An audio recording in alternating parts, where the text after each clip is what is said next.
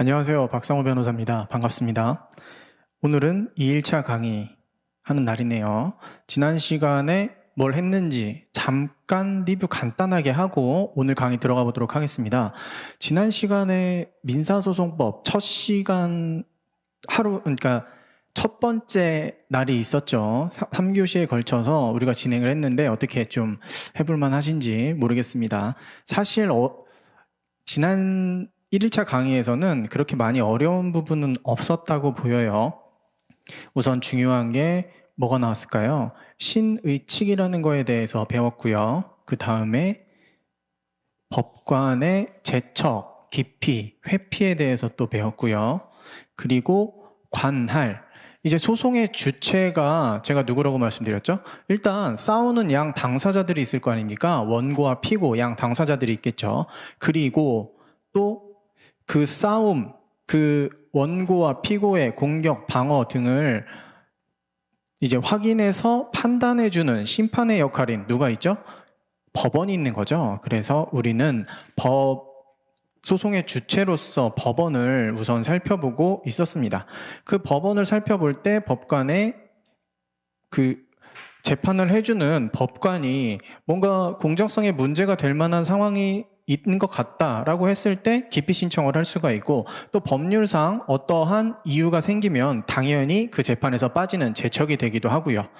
그리고 나서 관할로 들어왔죠. 관할이라는 거는요, 여러분, 가장 단순하게 말씀드리면 우리가 이제 소송을 제기하게 되면 소장을 써야죠.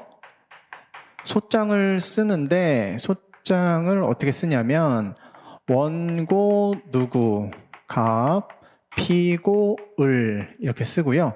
그 다음에 청구 취지라는 걸 씁니다. 이 재판에서 내가 원하는 것, 예를 들어서 피고는 원고에게 100만 원의 돈을 지급하라 라는 판결을 구합니다.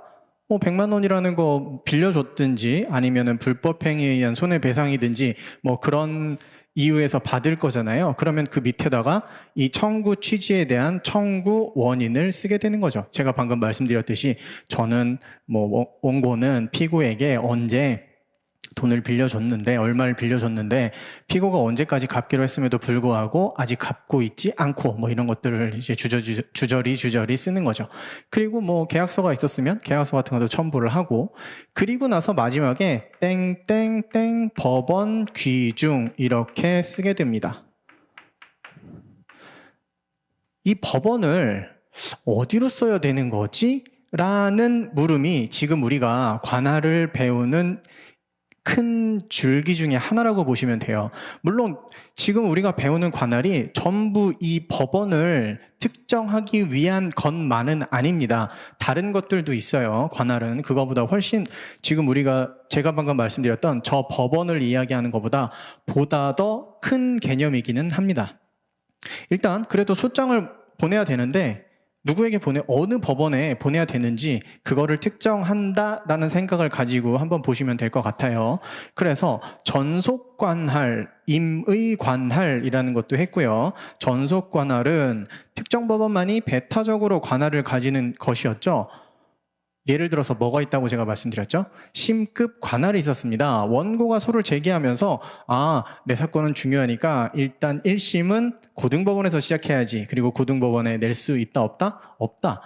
왜냐하면 1심은 어디서 해야 된다? 지방법원의 전속 관할이기 때문입니다. 그리고 임의관할은 뭐죠? 전속 관할이 아닌 관할을 임의관할이라고 하는데, 임의관할이라는 거는 그 의의를 이제 생각하기보다는 전속관할에 반대되는 개념이고, 그리고 오늘 배울 거지만 변론관할이나 합의관할이 가능하다라는 거를 아시는 게 더 중요합니다. 일단 그렇게 말씀드릴게요. 좀 넘어가 보겠습니다. 그리고 지난 시간에 1일차에 사물관할을 들어가서 진행을 하다가 이제 수업을 마쳤는데 사물관할 한번 보도록 하겠습니다. 이어서 쭉 볼게요. 사물관할이라는 게 뭐였죠? 사물관할이라는 거는요, 우선 첫 번째로 우리가 소를 제기하면 1심 법원에 제기를 하게 되는 거죠. 그거를 이제 1심이라고 하는데 1심은 어디에다 제기할 수 있죠? 지방 법원에 제기할 수 있습니다. 지방 법원에서 소송을 제기하면요. 어디로 갈 수 있죠? 단독 판사가 심리를 하기도 하고 아니면 합의부에서 심리를 하기도 합니다. 합의부라는 거는요. 판사가 3명이 있으신 그 3명이서 심리를 하는 걸 이야기해요. 그래서 조금 더 중요한 사건이라면 합의부에서 할 것 같다라는 생각을 가지시라고 말씀을 드렸고 이거는 어디서 정하고 있다? 사물관할에 어떤 사건은 단독 판사가 하고 어떤 사건은 합의부가 한다. 그거에 어디에 정해져 있다고 말씀드렸죠? 71페이지 한번 펴보시면 2번 합의부에 관할해서 본문 2번째 줄 보시면 민사 및 가사소송의 사물관할에 관한 규칙이라는 게 있습니다. 거기에서 규정으로 이제 나눠놨다 그랬죠. 어떤 사건은 단독 판사에게 가고 어떤 사건은 합의부로 가게 한다라고요.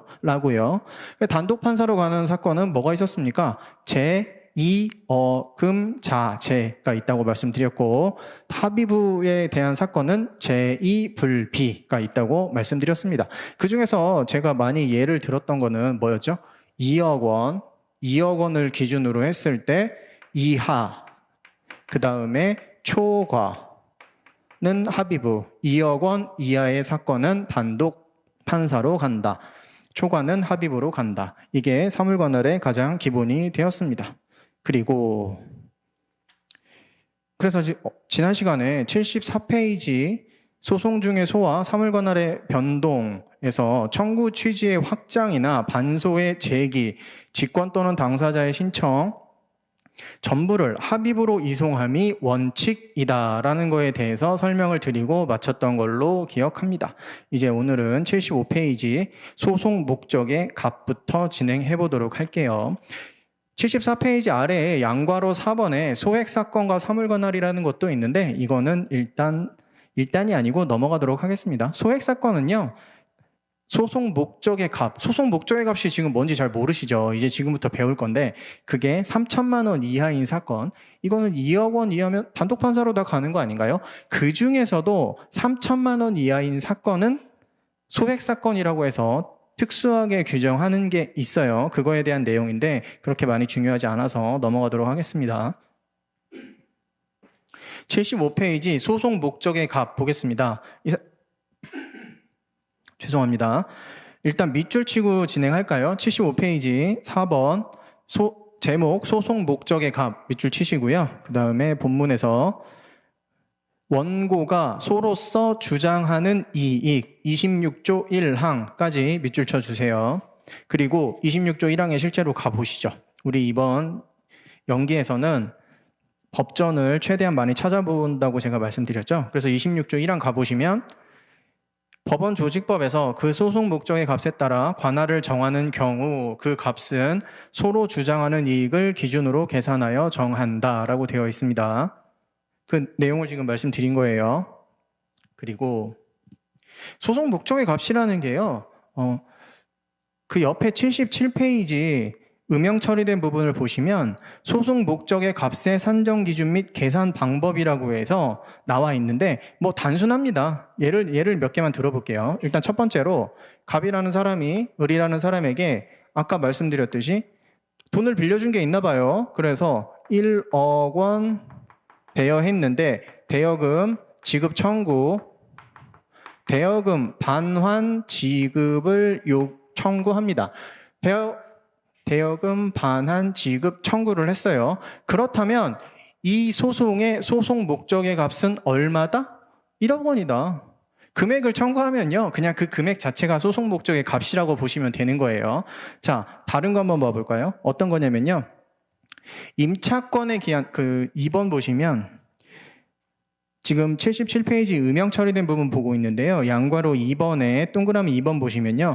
뭐 지상권, 전세권 뭐 이런 거 있는데 임차권이라는 말이 있네요. 임차권에 기한 경우 또는 그 계약의 해제, 계약 기간 만료를 원인으로 하는 경우는 목적 물건 가액의 2분의 1. 예를 들어서 임차를 해줬는데 임차가 끝났는데도 불구하고 아직 나가지 않고 있습니다. 그럼 어떻게 하죠? 임차권 계약 해제를 이유로 건물 인도 청구를 해야겠죠. 아니면 명도 청구. 지금은 다 인도 청구로 이름이 바뀌었으니까요. 그럴 때는 이 건물의 가액이 예를 들어서 2억이라면 2억 원 전체를 하는 게 아니고 2분의 1 해서 1억 원만 소송 목적의 값으로 산정하도록 되어 있습니다. 이런 건 중요한 게 아니에요. 소송 목적의 값이라는 게 국법에서는 소가라고 이야기했는데 그게 과연 어떤 의미인지 그거에 대해서 설명을 드리기 위해서 예를 몇 개 들어본 것 뿐입니다. 그 다음 77페이지 밑으로 내려가셔서 양괄호 3번의 산정 시기 밑줄 치시고 본문에서 소재기시를 표준이라고 거기도 밑줄 쳐주세요. 그 다음에 옆에는 밑줄 칠 건 아닌데 거기 보시면 민인규 7조라고 되어 있네요. 민인규가 도대체 뭐죠? 이 책에서 법조문의 이름을 처음에는 제대로 한번 쓰시고요. 교수님께서 그 다음부터는 이제 줄임말로 쓰시는데 그게 너무 궁금하시면은 앞쪽으로 가보시면 앞에 차례 다음에 약어표 있고 법령 약어표라고 되어 있습니다. 그래서 민인규는 민사소송 등 인지규칙 이렇게 나와 있어요. 뭐 물론 찾아보실 일은 없을 겁니다. 민인규는 우리 시험용 법전에도 없는 법이잖아요. 그러니까 민인규 없죠. 네. 그러니까 뭐 그런 거 제가 이제 중요한 조문은 다 밑줄 치라고 말씀드리니까 이런 거는 밑줄 안 치셔도 됩니다. 민인규 7조는요. 소재기시를 표준이라는 건 밑줄 치라고 말씀드렸고요. 그렇다면 과연 소송 목적의 값은 변하는 거야? 안 변하는 거야? 그게 좀 궁금하시죠? 일단 안 변한다고 보시면 돼요. 그럼 그 기준은 언제야? 당연히 소재기시가 됩니다. 소재기시에 관할을 결정해야 되잖아요. 단독 판사가 할 건지 합의부가 할 건지 결정을 해야 되니까 소재기 시에 일단 소송 목적의 값, 소가를 확정시키면 그 다음에 변동이 되더라도 그 변동은 이 사물관할의 변동을 가져오지 않는다고 보시면 됩니다. 제가 너무 추상적으로 말씀드리고 있나요? 구체적인 예를 하나 들어볼까요? 예를 들어서 인도 청구에서 건물 가격이 변동됐다고 해볼까요? 건물을 인도 청구합니다. 건물 인도 청구요. 대여금 반환 지급 청구는 말고요. 건물 인도 청구를 했는데 이 건물이 원래 2억 원짜리였다고 해볼게요. 소재기 시 2억 원이었습니다. 그러면 이 소송, 건물 인도 청구라는 소송의 소송 목적의 값은 얼마가 되는 거죠? 곱하기 2분의 1 해서 1억 원이 되는 거죠. 그런데 소송 중간에 어떤 일이 발생을 하죠? 건물 가격이 무지 많이 오른 거죠. 6억 원이 됐습니다. 인상이 됐어요. 소송 계속 중에. 그러면 소송 목적의 값이 얼마가 됐다고 볼 수가 있는 거죠? 3억 원이 됐다고 볼 수는 있지만 그러면 합의부로 가야겠지만 그렇게 판단한다 안 한다? 하지 않는다. 왜죠? 왜긴 왜입니까? 소송 목적의 값을 정하는 기준 시기는 언제다? 소재기시니까 이 금액으로 간다. 사물관할을 정할 때는. 그래서 단독 판사가 계속 재판을 하면 되는 겁니다. 그런데 금전지급 청구 1억 원 대여금 반환 지급 청구가 또 있다고 볼게요. 그대로 1억 원 지급 청구가 있었는데 중간에 청구 취지라는 걸 확장을 합니다. 1억 원 지급이었는데 알고 보니까 나는 한 이 정도를 받아야겠어 라고 3억 원을 지급 청구로 청구 취지를 확장하는 거죠. 자, 이런 경우에는요, 청구 취지 확장을 그런 느낌으로 봐주세요. 뭐냐면, 새로운 소를 제기하게 되는 거다라는 느낌으로 봐주세요. 그래서 금전지급 청구에서 청구 금액이 확장이 되면 이거는 고려를 해서 합의부로 넘어가게 됩니다. 합의부로 이송한다고 해요. 어떤 얘기인지 아시겠죠? 처음에 1억 원 지급 청구에서는 뭐였죠? 단독이었는데 단독 사건인데 청구 취지 확장으로 그 사건이 합의부에 해당하는 소송 목적의 값을 가지게 되는 경우 합의부로 이송시킨다라고 보시면 되겠습니다. 그게 77페이지 맨 아래에 있는 반괄호 2번입니다. 자, 그 다음 넘어가겠습니다. 78페이지. 양괄호 4번에 청구의 병합 등과 소송 목적의 값의 산정이라고 되어 있죠. 밑줄 치겠습니다. 청구의 병합, 거기다 밑줄 쳐주세요. 그 다음 양괄호 A의 합산, 거기도 밑줄 쳐주시고요. 일단 밑줄 한번 쭉 치고서는 설명드리겠습니다. 반괄호 1번에 하나의 소로 여러 개의 청구, 그 다음 줄에 27조 1항 이렇게 밑줄 쳐주세요. 청구의 병합이 뭘까요? 청구의 병합은요, 뭐 어려운 게 아닙니다. 여러분, 자 보세요. 갑이라는 사람이 또 소송을 제기합니다. 우리의 원고, 언제나 원고는 갑이고 언제나 피고는 을이었죠. 첫 번째로 어떤 청구를 하냐면요, 일단 미지급 임차료 지급 청구를 합니다. 미지급 임차료 지급 청구요. 미지급 임차료 지급 청구를 하면 둘 사이가 어떤 관계였을까요? 갑이라는 사람은 임대인일 거고요. 을이라는 사람은 임차인이었겠죠. 그래서 을은 갑에게 매월 차임을 지급해야 되는데 지급을 하지 않은 거죠. 그래서 지금 그 금액이 1억 원 된 겁니다. 그래서 갑은 을에게 미지급 임차료라는 거를 지급하라고 청구 소송을 낸 거죠. 그리고요, 또 뭐가 있었냐면 갑은 을에게 돈을 빌려준 것도 있는 거예요. 그래서 이번엔 대여금 지급 청구라는 것도 합니다. 대여금 지급 청구. 그런데 대여금은요, 빌려준 돈은 2억이나 있었어요. 자, 보세요. 1번 소송만 만약에 따로 했다면 어디로 가야 되는 무슨 사건입니까, 이거? 이거 단독 사건인 거 보이시죠? 단독 사건입니다. 1억 원. 소송 목적의 값 1억 원이니까 단독 사건이고요. 만약에 이 2번 소송도 따로 제기됐다면 이것도 당연히 단독 사건이겠죠. 그런데 청구를 병합해서 이 1번 소송과 2번 소송을 저 소장에 하나에 같이 써서 한 법원에 낸 겁니다. 그랬을 땐 어떻게 한다? 그거를 청구의 병합이라고 하고요. 청구의 병합이라고 하고, 이럴 때는 어떻게 한다? 원칙은요, 소송 목적의 값을 합산하게 됩니다. 원칙은 합산이에요. 자, 합산이 무슨 얘기죠? 1억 더하기 2억. 그래서 총 금액을 뭘로 보겠다? 3억으로 보겠다가 되는 거죠. 3억으로 보겠다. 그렇다면 3억이면 어떻게 되는 거죠? 2억 원 초과가 되니까 합의부 사건이 되는 거죠. 자, 소제기 시에 1억과 2억을 합산한다. 어떤 경우에? 청구의 병합이 있는 경우에. 그리고 제가 말씀드렸나요? 그 양괄호 4번 청구의 병합 위에다가 밑줄 치셨죠? 그 위에다가 별표 하나 해주세요. 27조 1항 가서 한번 읽어보겠습니다. 27조 1항 피세요. 그리고 청구를 병합한 경우의 소송 목적의 값. 제1항 하나의 소로 여러 개의 청구를 하는 경우에는 밑줄 치세요. 여러 청구의 값을 모두 합하여 라고 밑줄 치시면 되겠습니다. 어렵지 않으시죠? 그리고 이런 병합 종류, 청구에 병합하는 종류가 굉장히 여러 개가 있는데요. 그냥 다 포함된다고 보시면 되고요. 이 청구의 병합은 우리 수업 거의 마지막에 가서 한 10회차, 11일차, 12일차 정도 가서 굉장히 중요하게 다룰 문제니까 그냥 그거는 그때 가서 말씀드리도록 하겠습니다. 하지만 반소는 합산하지 않는다. 이거 지난 시간에 했는데 기억나시나요? 반소는 합산하지 않습니다.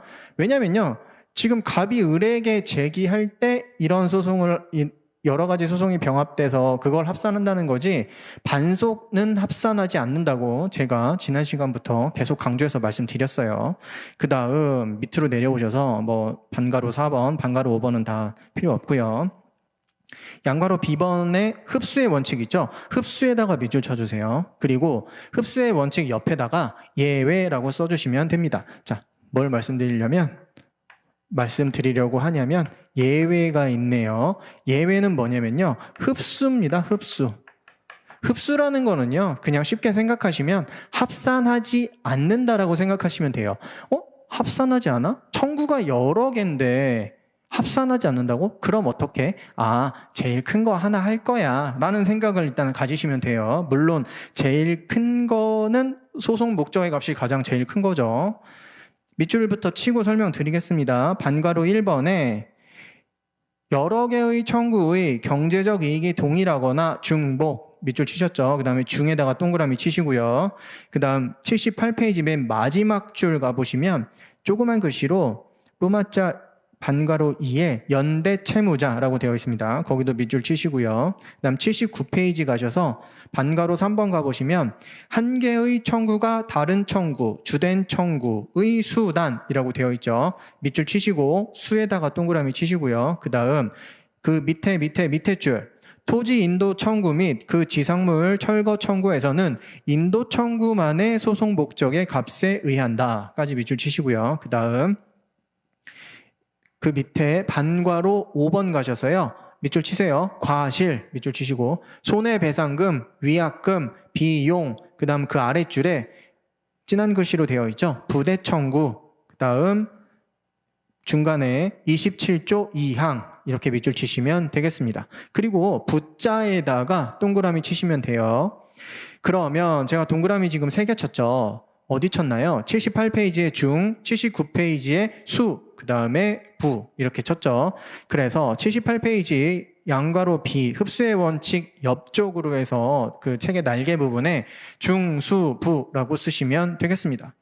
예외는 흡수하게 되는데요. 이거는 어떤 경우가 있냐면 바로 이런 경우가 있습니다. 중, 수, 부죠. 경제적 이익이 중복되는 경우 그리고 한 청구가 다른 청구의 수단인 경우 그리고 부대 청구인 경우가 있습니다. 이렇게 흡수되는 예외가 3가지가 있는 거예요. 그래서 중, 수, 부 이렇게 외우시면 되겠습니다. 그리고요, 우리 법전에서는 법문에서는 우리 실정법에서는 보시면 아까 전에 밑줄 친 게 27조 2항이었죠. 27조 다시 한번 가보실까요? 27조 가보시면 과실, 손해배상, 위약금 또는 비용의 청구가 소송의 부대 목적이 되는 경우에는 그 값은 소송 목적의 값에 넣지 아니한다라고 되어 있습니다. 부대 목적. 이 부대 청구는 법조문에 들어있네요. 합산도 법조문에 들어있고요. 그런데 중복과 수단은 법조문에는 없습니다. 만약에 여러분 이게 지금 어디서 나오고 있는 거죠? 우리 지금 너무 많이 들어가서 어디에 서 있는지 지금 버리셨을 수도 있겠죠. 지금 사물관할하고 있습니다. 사물관할에서 소송 목적의 값하고 있었어요. 그런데 소송 목적의 값에서 청구가 만약에 병합되는 경우가 있다면 이때는 소송 목적의 값을 어떻게 산정할 거야? 라는 얘기를 하고 있는 거예요. 소송 목적의 값을 산정을 해야 그 금액이 나와야 2억 이하면 단독 판사로 보내고 2억 초과면 합의부로 보낼 거 아닙니까? 이해되시죠? 지금 이게 민사소송법이 계속 흘러 깊게 들어가면 내가 지금 어디 서 있는지 잊어버리는 경우가 비일비재하거든요. 그래서 이렇게 한 번씩 계속 잡아드리는 거예요. 지금 사물관할 하고 있습니다. 사물관할에서 소송 목적의 값, 그 중에서도 청구의 병합하고 있습니다. 거기에서도 또 원칙과 예외가 있는 거죠. 중복은요, 어떤 거냐면 밑줄 치셨죠? 연대채무자입니다. 연대채무자가 뭐죠? 어떤 갑이라는 사람이 있었는데 갑이라는 사람이 을과 병과 정에게 청구를 하는 겁니다. 뭘 청구하는 거죠? 1억 원을 청구하는 거예요. 그런데 을에게는 을, 병, 정이 왜 갑한테 1억을 줘야 되냐면요. 수인의 채무자가 독립하여 채무 전부를 변제할 의무가 있는 연대 채무이기 때문이죠. 왜 그랬을까요? 공동 불법행위 한 거죠. 을, 병, 정이 갑을 공동으로 예를 들어서 폭행을 했다거나 그래서 갑에게 발생한 손해가 1억 원인 거예요. 그러면 갑은 을에게도 1억, 병에게도 1억, 정에게도 1억을 청구할 수 있는 겁니다. 그러면 3억 받을 수 있느냐? 그거 아니죠. 내부적으로는 과실 비율에 따라서 1대 3대 6이면 을은 1,000만 원, 병은 3,000만 원, 정은 6,000만 원을 부담하게 되지만 갑의 관계에 있어서는 을도 1억을 배상할 의무가 있고 병도 정도 그렇게 되는 겁니다. 그러니까 갑은 누구한테서나 1억 받으면 그냥 끝내면 되는 거고요. 만약에 을이 1억을 다 주면은 어떻게 하죠? 병이랑 정한테 나는 1,000만 원만 부담해야 되는 사람이니까 병 너 나한테 3,000만 원 줘. 정 너 나한테 6,000만 원 줘. 이렇게 니들끼리 알아서 해라 라는 게 연대 채무죠. 자, 보세요. 연대 채무는 제가 방금 말씀드렸죠. 갑이 을병정에게 각자 1억 원씩 청구할 수 있다고요. 그러면 이 청구를 병합해서 하나의 소에 제기를 할 수도 있어요. 피고가 어떻게 되는 거죠? 을, 병, 정 되는 거죠. 피고, 을, 병, 정은 연대하여 원고에게 1억 원을 지급하라 라고 써가지고 내는 거예요. 그러면 받을 돈을 3억으로 봐야 되는 겁니까? 아니죠. 1억 원이죠. 이럴 때는 중복되는 청구니까 어떻게 한다? 하나로만 보겠다라는 게 경제적 이익이 동일하거나 중복되기 때문에 이때는 합산하지 않고 예외적으로 흡수가 된다고 보시면 되겠습니다. 그 다음 수단 보겠습니다. 토지 인도 청구 및 그 지상물 철거 청구에서는 인도 청구만의 소송 목적의 값에 의한다라고 79페이지에 쓰셨는데 제가 밑줄 쳐드렸는데 그건 뭐냐면요.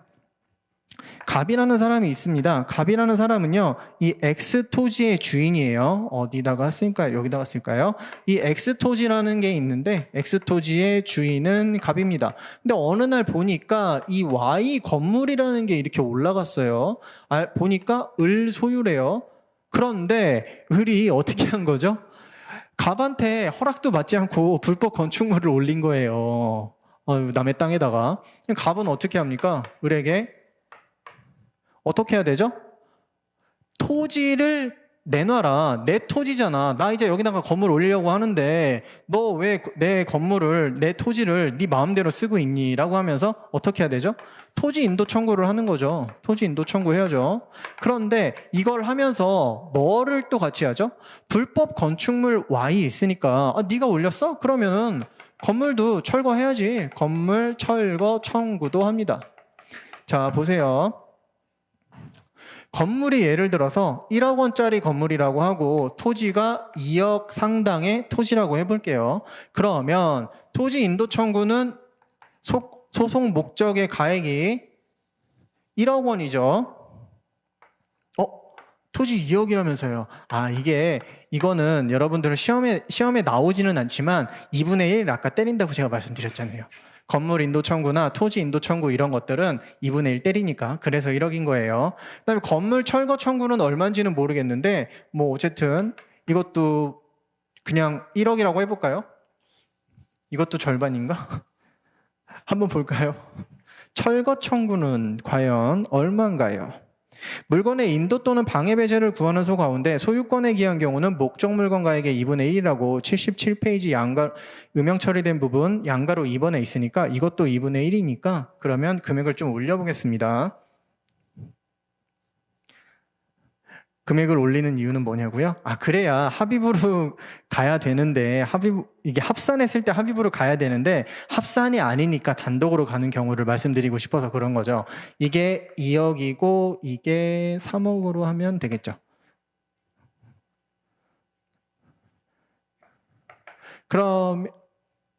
그러면 토지 인도 청구의 소송 목적의 가액은 1억 5천이 되고요. 건물 철거 청구의 소송 목적의 가액은 소송 목적의 값은 1억이 되는 거죠. 만약에 이렇게 청구를 했을 때 합산이 원칙이라면 이 두 청구를 합산한 소송 목적의 값은 2억 5천이니까 어디로 가야 된다? 합의부로 가야 된다라는 결론이 나올 수가 있는데 이게 아니라고요. 그러면 뭐죠? 어떻게 되는 거죠? 자, 보세요. 여기에서 뭐가 들어가냐면 건물 철거 청구는요. 뭘 위해서 하는 수단입니까? 내가 토지 인도를 받기 위해서 그 수단으로 일단 건물 날려달라고 하는 거잖아요. 건물 철거하라고. 그러니까 2번 소송은 건물 철거 청구 소송은 2번은 1의 수단에 불과한 거죠. 그러면 어떻게 된다? 2번의 소송의 목적의 값은 1번 소송 목적의 값에 흡수가 되어서 어떻게 된다? 1번 소송 목적의 값인 1.5억만 이 두 가지 소송에 뭐가 되고 소송 목적의 가액이 되고 값이 되고 1.5억이니까 그러면 어디로 가야 되는 거죠? 단독으로 가야 되게 되는 거죠. 이해되시죠? 뭐 굉장히 어려운 거 아닌데 제가 좀 꼼꼼하게 설명드리고 있어요. 그 다음 5번에 과실이라고 있죠. 반가로 5번 79페이지. 과실이라는 거는요, 여러분 뭡니까? 미스테이크인가요? 부주의? 그런 중과실, 경과실 할 때 과실도 있지만 이 과실은 그런 과실이 아니고 실제로 여러분들 민법 하셨죠? 천연과실과 법정과실이라고 아시죠? 뭡니까? 원물로부터 생기는 경제적 수익을 이야기합니다. 그래서 밑줄 쳤잖아요. 손해배상금, 위약금 또는 비용의 청구 뭐 이런 것들 있는데 또 어떤 게 있냐면요. 그 건물, 방금 이 사건에서 임차료 같은 게 발생하잖아요. 그런 것들이 과실이라고 보시면 되겠습니다. 자, 부대 청구도 그랬을 때 어떻게 된다? 과실 같은 거, 뭐 비용 등 어떻게 된다? 흡수가 된다. 자, 이거 중복, 수단, 부대 청구 잘 이해하셨는지 제가 하나 테스트를 한번 해보도록 하겠습니다. 값이 이렇게 있어요. X토지는 2억 원이고 Y 건물은 1억 원이라고 해보겠습니다. X토지는 시가 2억, Y 건물은 시가 1억입니다. 여기에서 값이 을에게 어떤 청구를 할 수 있는지 한번 볼까요? 일단 방금 전에 말씀드렸죠. 가장 하고 싶은 거는 X토지를 인도해라 라는 청구를 하고 싶어요. 이거 1억입니다. 그렇죠? 2분의 1 해야 되니까 소송 목적의 값.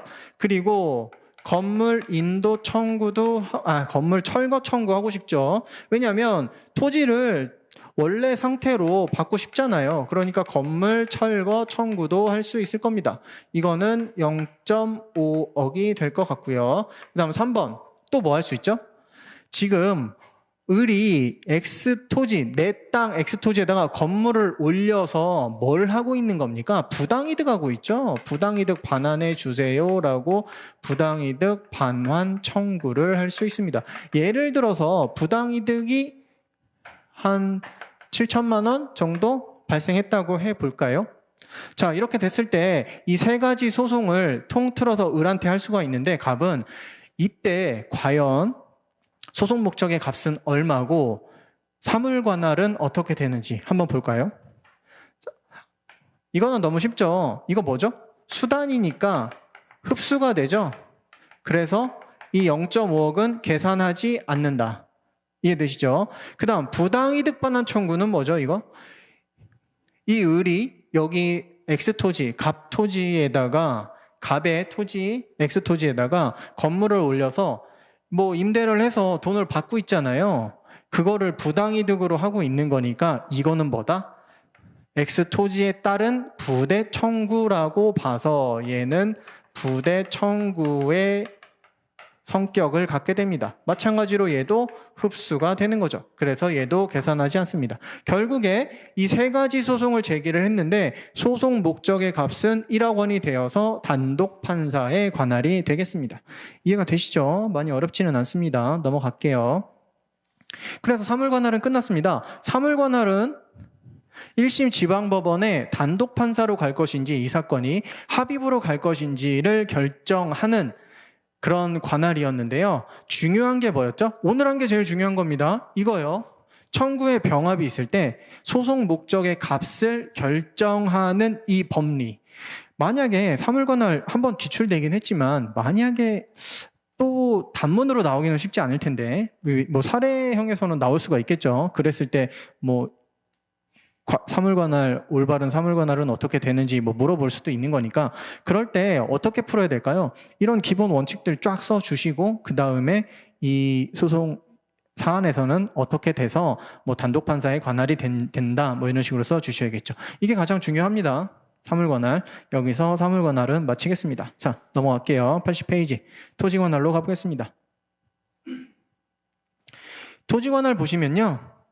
제가 아까 말씀드렸죠? 소장 쓸 때 이거 어디 법원에 내야 돼? 서울중앙지방법원에 내야 돼? 서울 남부지방법원에 내야 돼? 아니면은 뭐 경기도로 가서 수원지방법원에 내도 되는 거야? 도대체 어디 내야 되는 거야? 라는 거를 판단하는 기준, 그게 바로 뭐다? 토지관할이 되겠습니다. 토지는 실제로 뭐 우리가 흔히 이야기하는 이런 느낌의 토지가 아니고요. 그 지역을 이야기한다고 보시면 돼요. 지역 관할이라는 말이 오히려 더 다가오시지 않으세요? 지역 관할, 어느 지역을 관할하는 법원, 뭐 이런 식으로 이야기 많이 하잖아요. 토지를 관할한다. 사실 이런 말은 우리는 잘 쓰지 않죠. 그런데 어쨌든 느낌은 그렇게 뭐 지역을 관할한다라는 걸로 생각하셔도 일단 토지 관할이라는 말은 당연히 알고 계셔야 되고 앞으로는 익숙해지셔야 되는 겁니다. 토지 관할은요, 여러분, 우리 법전에 굉장히 많은 부분을 차지하고 있어요. 토지 관할 일단 밑줄 치면서 한번 진행해 보겠습니다. 밑줄 한번 쭉 치고요. 그 다음에 설명드릴게요. 뭐 여기는 그렇게 많이 설명드릴 부분이 많이 없으니까 설명 한번 드려볼게요. 밑줄 치고요. 밑줄 치겠습니다. 80페이지. 로마자 3번 토지관할 밑줄 치시고요. 제목에 그 다음 본문으로 가셔서 소재지를 달리하는 같은 종류의 법원 사이의 재판권의 분담 관계, 그 다음 밑에 옆에 2조 내지 25조. 여러분 내지는 뭐죠? 2조 내지 25조라고 하면 2조 내지 25조라고 하면요, 보통 우리가 흔히 쓰는 말은 OR이죠. 그런데 법에서는요, 이겁니다. 부터까지예요. 2조부터 25조까지 그 안에 있는 법조문 전부를 이야기하는 겁니다. 그러니까 토지관할에 관련된 조문이 벌써 2조부터 25조까지 24개의 조문이나 있다는 거죠. 그 다음 양가로 이번에 재판적이라고 있는데 이 재판적이라는 개념이 뭐냐면 두 번째 줄 볼드 처리된 부분 보시면 거기 밑줄 치겠습니다. 토지 관할의 발생 원인까지만 그냥 밑줄 칠게요. 되는 인적 물적 관련 사유라고 해봤자 어차피 우리 무슨 얘기인지도 모르겠고, 자, 재판적에 대해서는 지금 설명 하나 드리겠습니다. 재판적이 뭐냐면요, 토지 관할을 결정하기 위한 거라고 보시면 돼요. 예를 들어서 재판적이 있으면 토지 관할이 생긴다 라는 말을 한번 들어놔 주세요. 재판적을 일단 따져서 재판적이 거기 있는 거야? 그곳에 있어? 그러면 그곳을 관할하는 법원이 토지 관할이 있는 법원이구나 라고 생각하시면 되는 거예요. 아직도 조금 추상적인 느낌이죠. 들으시면서 어떤 건지 오실 거예요. 일단 밑줄 칠게요. 81페이지 3번에 보통 재판적 밑줄 치시고 옆에다가 2조라고 쓰시면 됩니다. 물론 밑에 다 본문에 다 나와 있는데요. 옆에다가 바로바로 써서 거의 제목만 보고 넘어갈 거거든요. 그러니까 그냥 밑줄 치시면 됩니다. 제가 말씀드리는 대로. 그 다음 밑에 양괄호 1번에 피고가 사람인 경우 밑줄 치시고 옆에 3조. 그 다음 첫 번째 줄에 주소 밑줄 치시고요.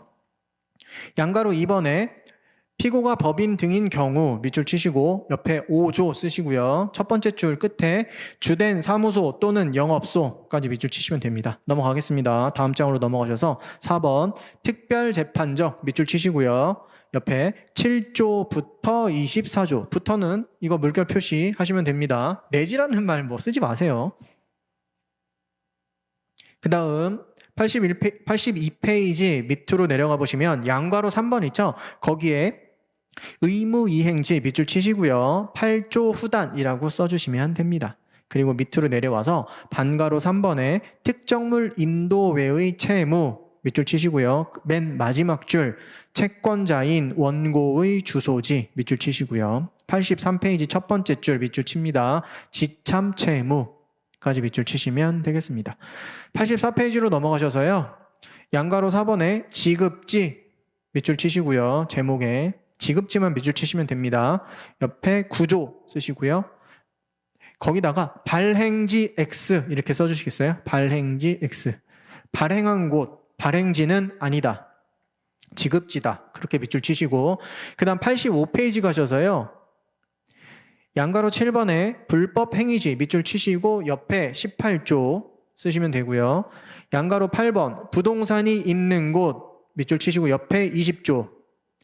그 다음 마지막 밑에서 두 번째 줄 밑줄 칩니다. 부동산에 관한 등기나 인도 철거를 구하는 소를 말하며 좀 띄고 매매대금, 공사대금, 차임 등의 지급을 구하는 소는 여기에 포함되지 않는다. 86페이지로 넘어가겠습니다. 양가로 9번 등기, 등록할 공공기관이 있는 곳 밑줄 치시고 21조 밑줄 치시면 21조 써주시면 되겠습니다. 자, 앞으로 돌아가셔서 설명드리겠습니다. 재판적이 있는 곳, 재판적이 있으면 토지관할이 생긴다라고 말씀드렸죠. 재판적이라는 게 뭐냐면요. 일단 소송을 제기하기 위해서 토지관할을 정하기 위한 원인인데요. 우리 첫 번째 원칙이 뭐냐면요. 첫 번째 원칙은 피고 주소지에 제기하는 겁니다. 피고 주소지를 관할하는 법원에 제기하도록 민사소송법에서 규정을 하고 있어요. 자, 법전 보세요. 제2조. 보통재판적 소는 밑줄 치세요. 피고의 보통재판적까지 밑줄 치시면 되고요. 이 있는 곳에 법원이 관할한다. 그러면 피고의 보통재판적이 도대체 뭔데? 바로 아랫줄에 있습니다. 제3조. 사람의 보통재판적. 사람의 보통재판적은 그의 주소에 따라 정한다. 주소에다가 밑줄 쳐주세요. 그래서 2조와 3조를 같이 읽으면 소는 피고의 주소가 있는 곳에 법원이 관할한다가 되겠습니다. 물론 3조 단서에 뭐 주소가 없으면 거소가 없으면 뭐 마지막 주소 뭐 이런 말들이 있는데 그런 것들은 여러분 만약에 이게 시험 문제에 나오면 여러분 법전 보고 그냥 쓰시면 되는 거고요. 뭐 중요한 게 아니니까요. 일단 원칙, 첫 번째 원칙입니다. 이게 가장 기본이 되는 재판, 관할 법원, 토지 관할, 그리고 보통 재판적이 되는 건데요. 소는요, 피고가 편한 곳에 일단 제기해 주는 게 원칙입니다. 그래서 피고 주소지를 관할하는 법원에 제기하는 거예요. 뭐 가장 단순하게 예를 들어 볼까요? 아까 여기서 원고가 서울에 사는 사람이고요. 피고는 부산에 사는 사람이었습니다. 그러면 서울에다가 제기하면 된다, 안 된다? 안 된다. 어디에 제기해야 된다? 부산에 제기하는 게 일단 원칙이다 라고 생각하시면 되는 거예요. 그리고 81페이지에 3번 보통재판적과 양가로 1번 피고가 사람인 경우에 대해서 제가 말씀을 드린 거고요. 피고가 그러면 사람이 아니고 법인일 수도 있잖아요. 법인은 뭐 어떤 게 주소죠? 거기 밑에 밑줄 친 부분이죠. 주된 사무소나 영업소가 있는 영업소를 관할하는 그 지역을 관할하는 법원에다가 제기하면 되는 거죠. 넘어가겠습니다. 82페이지 특별재판적이 있습니다. 법전으로 한번 가볼까요? 법전 보시면 제5조에 법인 등의 보통재판적이라고 되어 있고요. 법인, 그 밖의 사단 또는 재단의 보통재판적은 이들의 주된 사무소 또는 영업소가 있는 곳에 따라 정하고 이렇게 되어 있죠. 그래서 뭐 4조, 6조, 7조, 4조, 6조는 뭐 보실 필요도 아마 없으실 거고 5조, 2조, 3조 정도만 보시면 되겠습니다. 그 다음 6조까지는요, 법조문에 뭘로 끝나죠? 다 보통재판적이라고 되어 있죠. 그래서 2조부터 6조까지는 보통재판적을 이야기하는 거고, 이제 특별재판적이라는 거에 대해서 가보겠습니다. 특별재판적은요, 뭐냐면요, 보통재판적은 모든 소송에 대해, 그러니까 거의 대부분의 소송은 피고 주소지에 제기하면, 피고 주소지를 관할하는 법원에 제기하면 별 이상이 없습니다. 그런데 이 소송의 종류나 뭐 그런 거에 따라서 또 제기할 수 있는 법원이 점점 더 늘어나게 돼요. 그러니까 피고 주소지의 법원에 제기해도 되고 이 소송의 종류에 따라서 또 다른 법원에 제기할 수도 있게 해준다는 거죠. 그게 바로 뭐다? 특별재판적이다. 그러니까 보통재판적인 피고 주소지라는 보통재판적이 있고요.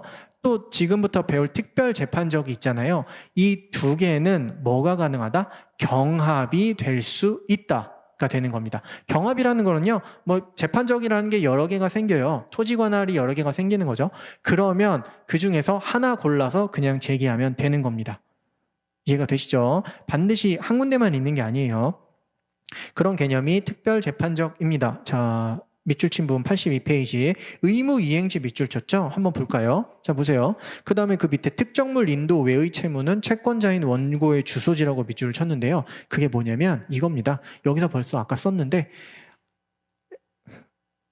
삭선을 그어버렸네요. 대여금 반환 지급 청구. 그냥 한 번 더 그리죠 뭐. 자, 갑이 대여금 반환 지급 청구를 합니다. 아, 돈을 빌려줬다고요? 그러면 피고의 주소지가 부산이고 원고의 주소지는 서울입니다.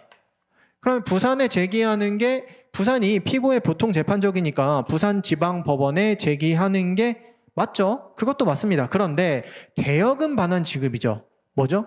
내가 돈 빌려준 거 내가 받고 싶은 거잖아요. 이런 소송에서는 어디에다가도 제기할 수 있다? 서울에다가도 제기할 수 있습니다. 이거는 뭐죠? 원고의 주소지죠. 아, 그러면 대여금 반환 지급은 원고의 주소지에 제기할 수 있는 거야? 라고 원고의 주소지를 이거는 안 써도 되겠죠? 관할하는 법원. 원고의 주소지에 관할 법원. 여기에다가 제기할 수 있는 게 맞아요. 이게 뭐냐면 8조 후단에 따라서 여기에 몇 가지 단계가 생략이 좀 되어 있습니다. 뭐냐면요. 대여금 반환 지급이라는 거는 뭐냐면 특정물 인도 채무인가요? 특정물 인도 채무는 아니죠. 왜냐하면 그냥 금전 지급 채무니까요. 특정물 인도 외의 채무는 어디에다가 제기할 수 있냐면 채권자인 원고의 주소지에 제기할 수 있습니다. 왜냐하면 의무 이행지에다가 제기할 수 있기 때문이죠. 그런데 특정물 인도 채무가 아닌 이와 같은 대금 반환 지급 채무, 그냥 대금 채무죠. 대금 반환 지급 채무라고 할 것도 없이 그냥 대금 채무죠 뭐. 대금 채무의 의무 이행지는 어떤 원칙을 따르고 있냐면 지참 채무 원칙을 따르고 있습니다. 지참 채무 원칙이라는 거는요, 갚을 때 어디 가서 갚아라? 채권자한테 가서 갚아라 라는 원칙이 있어요. 그게 어디 있습니까? 민법에 있습니다. 그런데 우리는 뭐 민법까지 볼 건 아니고요. 83페이지 맨 윗줄 보시면 지참 채무의 원칙 아까 밑줄 치라고 말씀드렸죠. 지참 채무까지만 밑줄 치라고 말씀드렸는데 그 옆에 민 467조 2항이라고 또 써 있잖아요. 거기 가보시면 이런 규정이 있는 거예요. 아, 이렇게 대금 빌려주고 받을 때 만약에 둘이서 약정으로 정했으면 상관없는데 안 정했을 때 문제잖아요. 그때는 어떻게 해라? 의무이행지 가서 돈을 갚아라. 근데 그 의무이행지 어디냐? 지참 채무가 원칙이다. 그러니까 원고의 주소지 가서 갚아라 라고 되어 있습니다. 그래서 이렇게 돈을 빌려준 거를 달라고 청구할 때는 피고의 주소지는 2조, 3조에 의해서 토지 관할이 생기는 거고요. 그 다음 원고 주소지를 관할하는 법원은 8조 후단에 의해서 관할 법원이 생기는 겁니다. 이해가 되시죠? 그러니까 서울이랑 부산이랑 둘 다 제기할 수 있다고요. 이게 끝이에요. 뭐 이런 식으로 계속 보면서 넘어가는 겁니다. 자, 4번 보세요. 어음수표 지급지 84페이지 양괄호 4번에 어음수표 지급지인데 지급지에다 밑줄 치라고 말씀드렸죠. 어음이 뭔지 아시죠? 외상거래하는 거잖아요. 그럼 어음 이렇게 보면은 여기 이런 거 써 있습니다. 지급지라고 돼 있어서 뭐 서울특별시라고 되어 있고요. 그 다음에 지급장소라고 되어 있습니다. 예를 들어서 뭐 우리은행 어디 지점 아니면 서울 전 지역 우리은행 무슨 지점. 그리고요 여기 발행지라고도 써 있어요. 발행지는 예를 들어서 주식회사 뭐 예를 들어서 프라임 뭐 이런 식으로 되어 있는 거죠.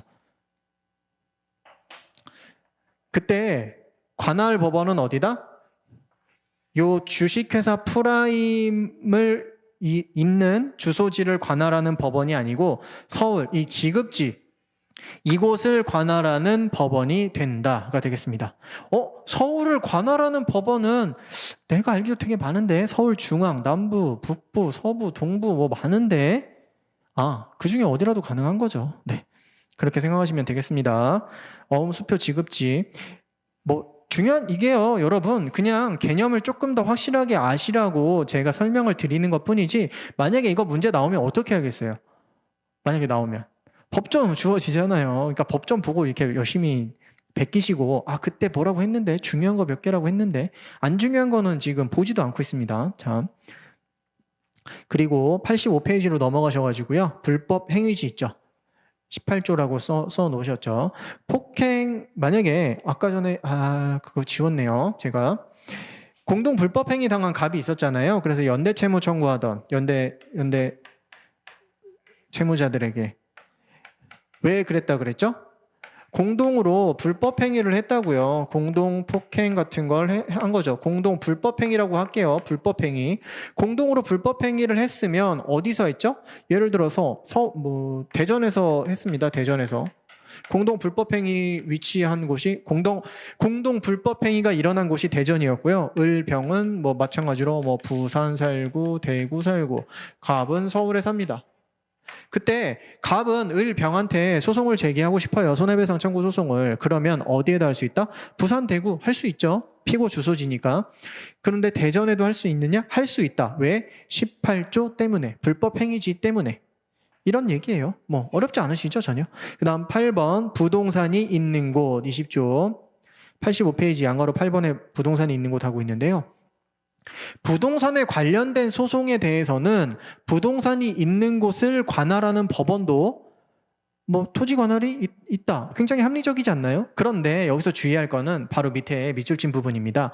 부동산에 관한 등기나 인도, 철거를 구하는 소송을 말하는 거예요. 이렇게 내 건물 네가 지금 임차해가지고 가져가서 쓰고 있는데 아직 나한테 왜 돌려주지 않아? 계약기간 끝났는데 돌려줘 라고 하는 그런 청구들은 부동산이 있는 곳을 관할하는 법원에다가 제기할 수 있지만 이 부동산을 이 건물을 갑이랑 을 사이에 매매가 있었어요. 그것과 관련해서 분쟁이 발생을 해서 소송을 제기한다고요. 그럴 때는 그 소송부를 아직 배우지 않으셔가지고 그 메인이 되는 그러니까 소송의 주제가 되는 건 뭡니까? 이 건물인가요?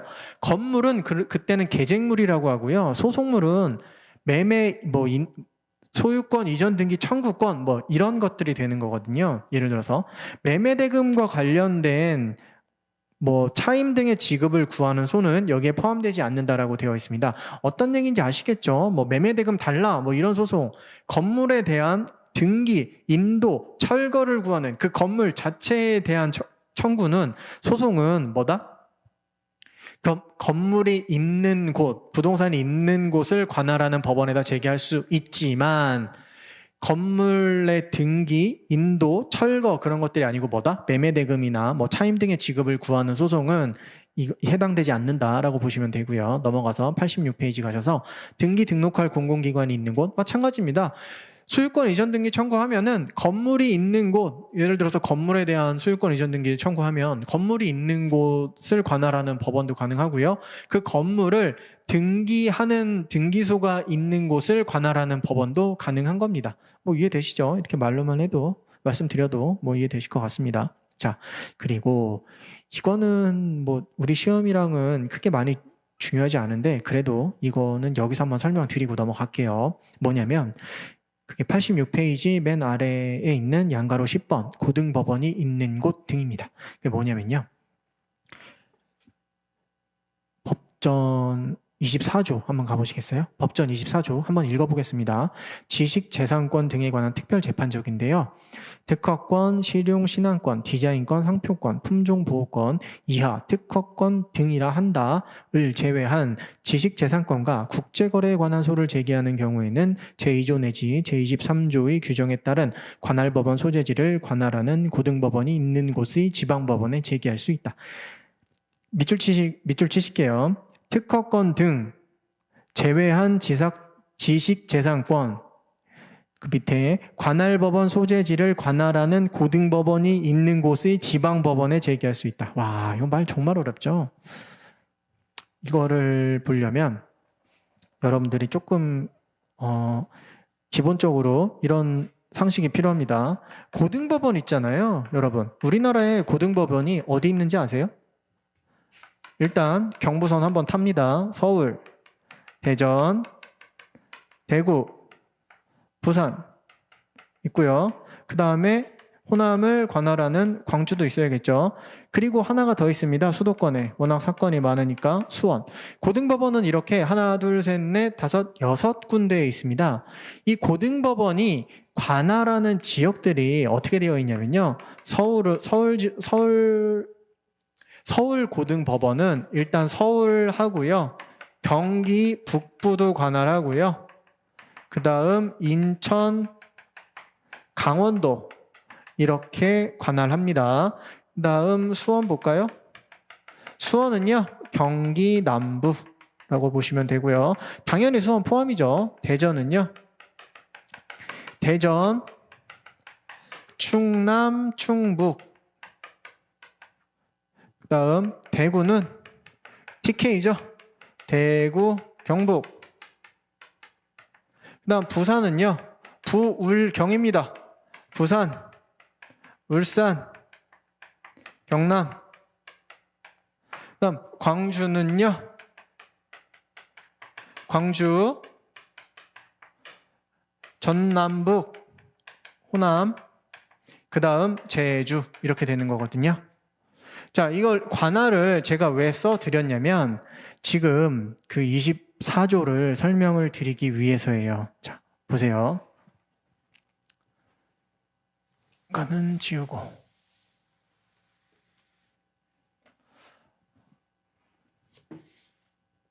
인천에 있는 갑이, 인천 사는 갑이 청주에 사는 을에 대해서 소송을 제기하는데요. 뭐에 관련된 소송이었냐면은 저작권에 관련된 소송을 제기합니다. 저작권 관련된 어떤 소송인지는 뭐 중요하지 않습니다. 소송 제기했어요. 자, 제가 왜 저작권이라고 말씀드렸냐면 24조 민사소송법 24조 1항에 해당하는 경우를 만들기 위해서예요. 민사소송법 24조 1항에는 특허권 등이라고 해서 특허권 뭐 실용 신앙권, 그다음 디자인권, 상표권, 품종 보호권 등이 해당되는 건데 그중에 거기에 해당되지 않는 애들이 저작권이니까 그래서 말씀드린 거예요. 자, 저작권에 관련된 소송을 제기했습니다. 그러면 어디에다 제기할 수 있죠? 보통 재판적. 일단은 청주지방법원에다가 제기할 수 있겠죠? 청주에도 지방법원이 있으니까 청주지방법원에다가 제기할 수 있습니다. 우선 첫 번째, 청주 제기할 수 있습니다. 이거 뭐죠? 2조에 따라서 제기할 수 있는 거죠. 2조 3조인데. 그리고요. 만약에 인천이 의무이행지라면 인천에도 제기할 수가 있겠죠. 8조 후단에 따라서 의무이행지라면. 그런데 이거는 뭐 지금 이 소송을 제가 확실하게 정의를 안 했으니까 일단 이거밖에 없는데 24조 1항에 따르면요. 24조 1항 그 밑줄 친 부분을 한번 읽어보겠습니다. 다시 한번 읽어볼게요. 관할 법원 소재지를 관할하는 제2조 내지 제23조의 규정에 따른 관할 법원, 제2조 내지 23조의 규정에 따른 관할 법원, 그게 어디죠? 청주지방법원이죠. 24조 1항에 따라서 지금 해석을 하고 있습니다. 청주지방법원을 관할하는 고등법원이 있는 곳, 청주지방법원을 관할하는 고등법원이 있는 곳은 어디입니까? 청주지방법원은 청주에 있고 청주는 충북이죠. 그러면 대전이네요. 대전 고등법원인 거잖아요. 지금 거기까지 읽었을 때 대전 고등법원이 있는 곳의 지방법원에 제기할 수 있다. 대전 고등법원이 있는 곳은 대전이죠. 그곳의 지방법원이니까 대전지방법원이 관할이 된다. 24조 1항에 따른 관할법원은 뭐가 된다? 대전지방법원이 되겠다. 이해되시죠? 그러니까 이게 어떤 느낌이냐면요. 이렇게 우리나라가 있으면 지금 고등법원이 서울, 대전, 대구, 부산, 광주, 수원 뭐 이 정도 있잖아요. 뭐 예를 들어서 여기에서 이 특허권을 이랑 관련된 특허권이 아닌 저작권에 관련된 소송이 제기가 되면 어디로 가라? 일단 큰 곳으로 가라. 고등법원이 있는 큰 곳으로 가서 그 곳에 있는 지방법원에다가 제기해라라는 이야기입니다. 뭐 한번 모았다가 그 아래로 바로 뿌려주는 뭔가 그런 느낌이라고 보시면 돼요. 이해되시죠? 어렵지 않습니다. 그래서 지금 갑은 이 소송을 청주지방법원에 제기할 수도 있고요. 그 다음 24조 1항에 의해서 대전지방법원에도 제기할 수 있습니다. 법문 보면 그렇게 되어 있어요. 우리 밑줄 친 부분 다시 한번 읽어볼까요? 관할법원 소재지를 관할하는 고등법원이 있는 곳의 지방법원에 제기할 수 있다라고 되어 있어요. 할 수 있다라고 되어 있습니다. 그러니까 이렇게 이해가 되시죠? 그리고 저작권이 아니고 이번엔 특허권이라고 해보겠습니다. 특허권이라고 하는 이유는 24조 2항에 해당하는 애를 보려고요. 이번에는 특허권에 관련된 소송 제기를 하면요. 마찬가지로 을은 청주에 살고 있으니까 청주지방법원으로 청주지방법원 관할이 될 것 같잖아요. 2조부터 23조에 따르면. 그런데 24조 2항 한번 읽어볼까요? 특허권 등의 지식재산권에 관한 소를 제기하는 경우에는 제2조부터 제23조까지의 규정에 따른 관할법원 소재지를 관할하는 고등법원이 있는 곳의 지방법원의 전속 관할로 한다라고 되어 있습니다. 아, 무서운 말 나왔네요. 전속 관할. 그곳에만 제기해라. 아까 전처럼 청주면 한번 올라가라. 청주는 충북에 속하니까 어디로 가라? 대전으로 일단 한번 가라. 그 다음 대전에 있는 지방법원을 찾아라. 대전지방법원이죠. 그래서 마찬가지로 얘도 대전지방법원이 됩니다. 24조 1항과 다른 점은 뭐냐면요. 전속 관할이기 때문에 대전지방법원에만 제기할 수 있게 되는 거예요. 24조 2항이니까. 자, 이게 어떤 거냐면요. 특허권 같은 거는 일반 지방법원에서는 하기 굉장히 어려운 사건, 그만큼 전문성이 있는 사건이란 말이죠. 그러니까 좀 큰 법원에 가서 할래? 라는 게 반영되어 있는 조문이라고 보시면 되는 거예요. 청주지방법원 같은 데서 하지 말고 그래도 고등법원이 있는 곳에 지방법원에서는 해야 되지 않겠니? 라는 얘기죠. 하지만 그럼에도 불구하고 저작권 같은 경우는 우리 쪽에서도 할 수는 있지만 그래도 웬만하면 큰 데 가서 할 수도 있으니까 그쪽 가서 하는 게 좋을 것 같아 정도. 24조 1항은.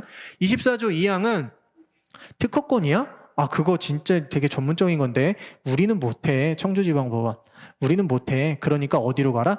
고등법원이 있는 곳의 지방법원에는 가야지. 그 정도는 가야지 그쪽에서 판단을 하겠지. 우리는 그런 것 쪽에 전문성이 많이 없거든. 라고 이야기한다고 보시면 되는 겁니다. 그리고 24조 1항과 2항 단서가 다 달려있는데요. 서울고등법원이 있는 곳의 지방법원은 서울중앙지방법원으로 한정한다라고 되어 있습니다. 서울에 관련된 사건, 인천에 관련된 사건이면 어떻게 가야 되죠? 인천 지방을, 이 지역을 관할하는 고등법원이 있는 곳. 서울이죠. 서울 고등법원이 있는 곳에 지방법원. 근데 서울에는요, 제가 아까 말씀드렸듯이 몇 개 있습니까? 서울중앙지방법원, 남부, 서부, 동부, 북부 이렇게 많은데 어디로 가란 말이야? 다 가도 되는 거야? 아, 그래서 정해놓은 거죠. 서울중앙지방법원으로만 가라고요. 이해가 되시죠? 24조는 그나마 좀 최근에 개정됐어요. 그래도 벌써 거의 7년이 됐는데 2015년도쯤에 개정이 돼서 뭐 아직도 그래도 좀 중요하다라는 얘기가 많아서 그래도 좀 자세하게 설명을 드려봤습니다. 그리고 하나 더 하겠습니다. 3항까지 할게요. 제2항에도 불구하고 당사자는 서울중앙지방법원의 특허권 등의 지식재산권에 관한 를 제기할 수 있다. 24조 2항의 경우, 즉 특허권에 관련된 소송인 경우에는요. 지금 위랑 아래랑 구분해서 보셔야 됩니다. 이쪽은 24조 1항 관련된 거고 이 아래는 24조 2항 관련된 거예요. 얘기예요. 24조 2항 관련돼서는 어떻게 해라? 뭐 피고의 보통 재판적 이런 거 거기다 제기하지 말고 어떻게 해라? 고등법원이 있는 곳에 지방법원의 정도에는 제기해야지. 그거 아니면 좀 어려워. 전문성 없거든 라고 이야기하는 거죠. 그리고 24조 3항에서 하나를 더 얘기하는 거예요. 24조 3항에서 서울중앙지방법원은 그냥 오게 해줄게. 아까 전에 말씀드렸죠. 대전지방법원 여기 이거를 뭘로 한다? 전속관할로 한다고 했죠. 전속관할. 그런데 여기도 갈 수 있게 해줄게. 그만큼 특허권에 관련된 거는 굉장히 어떤 사건이다? 전문적이고 그런 사건이다. 그래서 고등법원이 있는 곳의 지방법원은 전속관할로 일단 정해놨지만 서울중앙지방법원이 가장 우리나라에서 그래도 가장 큰 지방법원 아닙니까? 그러니까 거기도 올 수 있게 해줄게 라고 사망에다가 하나 넣어놓은 겁니다. 이해가 되시죠? 사망도 밑줄, 1항, 아까 24조 1항 밑줄 치셨죠? 법전에서 2항도 밑줄 치겠습니다. 특허권 등의 지식재산권 밑줄 치시고 그 밑에 관할법원 소재지를 관할하는 고등법원이 있는 곳의 지방법원의 전속 관할 밑줄 치시고 그 다음 3항 가셔서 제2항에도 불구하고 서울중앙지방법원 이렇게 밑줄 치시면 되겠습니다. 자, 그래서 지금 86페이지에 양괄호 10번 양괄호 A랑 양괄호 B를 제가 설명을 드린 거고요. 집에 가서 오늘 수업 끝나고 그쪽 한번 읽어보세요. 제가 지금 말씀드린 거 한번 잘 되새겨 보시고요. 첫째 시간은 여기서 일단 마치겠습니다. 잠시 쉬었다 하겠습니다.